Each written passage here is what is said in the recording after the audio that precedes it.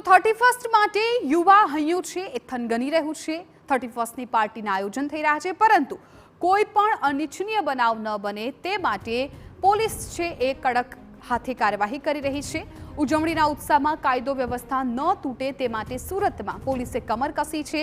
ઉજવણીમાં દારૂ કે ડ્રગ્સનું સેવન ન થાય તે માટે શહેરમાં ચુસ્ત પોલીસ બંદોબસ્ત ગોઠવાયો।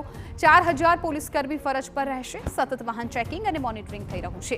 ઉજવણીના નામે નિયમોનો ભંગ કરનાર સામે કડક કાર્યવાહી કરવામાં આવશે।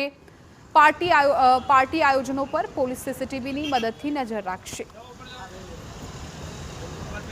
कोई भी नशीली चीज़ों ना सेवन नहीं था एना माटे जो एंटी नार्कोटिक्स ड्रग्स ना यूज़ करवाना ब्रीथ एनालाइजर ना हमें लोग गई काले बधा जो शहर के अंदर जेटला भी पोल्यूशन विस्तारों है ब्रीथ एनालाइजर ने टेस्टिंग करीने आना ब्रीथ एनालाइजर से बधा लोगों ने चेक करवाना।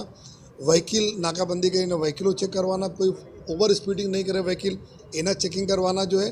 અને સાથોસાથ જેટલા બી હોટલ્સ છે જ્યાં અમુક લોકો જો પાર્ટીના આયોજન કરતા હોય છે, અમુક હોટલ તરફ થાય છે જો પાર્ટી પ્લોટ તરફ થાય છે જો આ બધા લોકોને બોલાવીને જો આજથી જો પોલીસ અધિકારીઓ અમારે સૂચના આપશે। તો સુરત પોલીસ 31st પહેલા એક્શન મોડમાં છે ને પાસા હેઠળ જે પણ વ્યક્તિઓને ધકેલવામાં આવ્યા છે તેમની ઓળખ પરેડની કાર્યવાહી છે એ કરી દેવામાં આવી છે।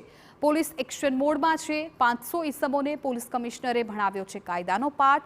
ફરી ગુનાને અંજામ ન આપે તે માટે કમિશનરની કડક સૂચના।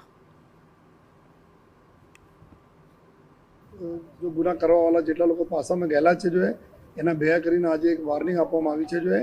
અને ખાસ કરીને કે એના સુધરી જાય અને બીજા તમામ અમારા जो પોલીસ સ્ટેશનના અધિકારીઓ અને માણસો છે એના ઓળખી પડે જો है।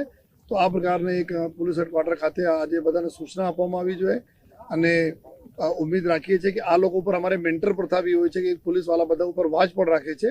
સાથોસાથ એના આજે સૂચના આપવામાં કોઈ પણ પ્રકારના કૃત્ય નહીં કરશે તો એના વિરુદ્ધમાં જો કાયદાકીય કડક કાર્યવાહી કરવામાં આવશે।